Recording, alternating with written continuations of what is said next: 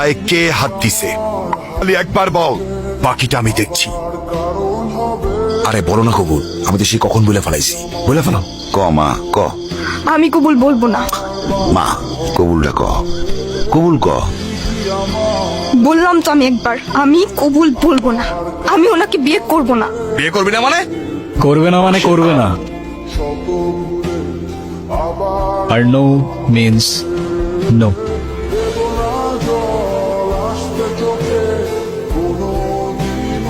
তুই আবার এনেছিস?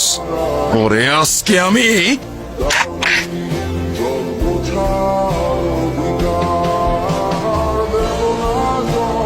এই সাবধানে, তোর জবানের চেয়েও ট্রিগার ফার্স্ট চলে। একবার চেপে দিলে তোর কথা আর আমার কান পর্যন্ত পৌঁছাবে না ভাই। বাবা, এই জাহাঙ্গীর আমার সহজ সরল ভাগ্নিটারে ভয় ভীতি দেয়, আজকে বিয়ে করতে আইছে। তোমরা আইছো খুব ভালো হয়েছে। আমারে বাঁচাও বাবা, আমারে বাঁচাও। এ বাসাই, তুই আমার লোকে পটি নিতেছস? তোর ভাগ্নির সাথে বিয়ে দেওয়ার কথা বলে তুই আমার কাছ থেকে 1.5 লাখ টাকা নিছস। এর আগে কত টাকা নিছস তুই মনে আছে? টাকা কই? হ্যাঁ, তুই এখন তোর ভাগ্নির লোক আমার বিয়া দিবি আর নালে টাকা দিবি, কি করবি ক? সি মামা, তোমার কি এতটুকু লজ্জা করে না?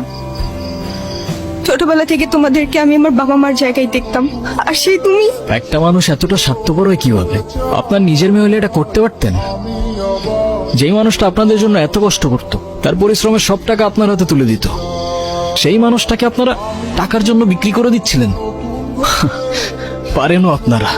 বাবা আমার ভুল হয়ে গেছে, বড় ভুল হয়ে গেছে, আমার মাফ করে দাও বাবা।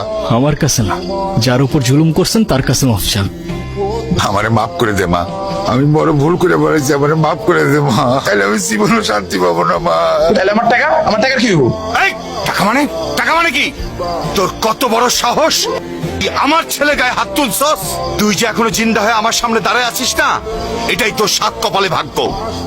শোনেন আব্বাস মিয়া, আপনার মেয়ে এখন থেকে আমার মেয়ে হয়েই থাকবে। যেদিন আপনি আপনার স্বভাব চরিত্র পরিবর্তন করতে পারবেন, সেদিন এসে মেয়েটাকে দেখে যাবেন। আমার বাড়ির দরজা আপনার জন্য খোলা থাকবে। আই মা।